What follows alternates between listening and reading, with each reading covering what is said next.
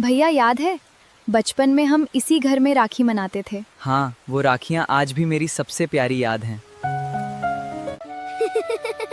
रुको भैया, पहले राखी बंधवाओ, फिर मिठाई मिलेगी। पहले मिठाई दिखाओ, फिर सोचूंगा। अच्छा बाबा, नाराज मत हो, ये लो तुम्हारी पसंद वाली चॉकलेट।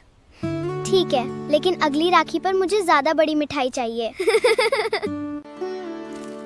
समय कितना बदल गया ना भैया, लेकिन ये घर और हमारी राखी आज भी वैसी ही है। क्योंकि कुछ रिश्ते समय के साथ नहीं बदलते। भैया, बचपन में मैं आपसे लड़ती थी, लेकिन आज समझ आता है कि आप हमेशा मेरे साथ थे। और हमेशा रहूंगा। राखी हर साल आती है, लेकिन बचपन की वो यादें हमेशा हमारे साथ रहती हैं।